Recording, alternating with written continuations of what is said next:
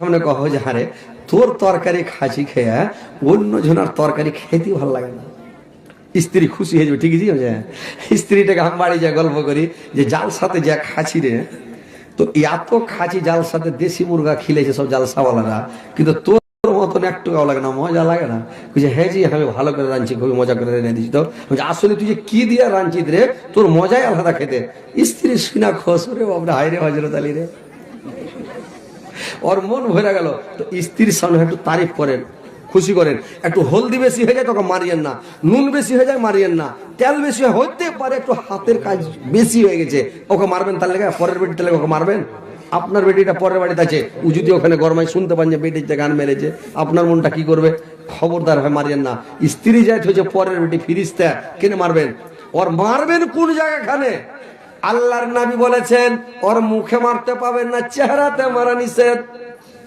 স্ত্রীর মাথাতে মারতে পাবেন না, মাথায় মারলে ব্রেন ক্র্যাক হয়ে যাবে।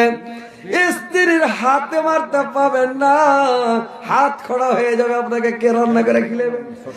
স্ত্রীর আগা দিকে মারতে পাবেন না, স্ত্রীর পিঠে পাছা দিকে মারতে পাবেন না রে ভাই। স্ত্রীর ট্যাঙে মারতে পাবেন না, পায়ে মারা নিষেধ আছে। যদি ট্যাংরা হয়ে যায়, কে আপনাকে পানি এনে দিবে, কে ভাত এনে দিবে, কে হাইটে ভাত খুলে দিবে? ড্যাংরা করে দিলে কে খুলে দিবে?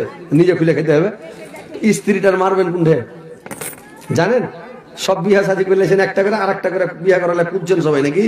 তো মারতে তো এখনো জানেন না কুণ্ঠে মারতে হবে, জানেন? স্ত্রীটার মারতে হবে কুণ্ঠে জানেন যে ভাই? শুনেছেন কোনোদিন? শোনেননি?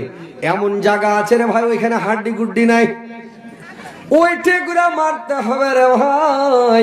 আর মারবেন কিন্তু ওই লাঠি, গরু চড়া লাঠির বাড়ি মারিয়েন না, লাদনার বাড়ি মারিয়েন না, আর কোন ভারী জিনিস দিয়ে মারবেন না। আল্লাহর নবী বলেছেন তোমরা স্ত্রীকে মারলে মিসওয়াকের বাড়ি মারো। মিসওয়াক বুঝতে পারছেন? দাঁতল, দাঁতল, মিসওয়াক মানে দাঁতল, দাঁতলের বাড়ি মারতে হবে।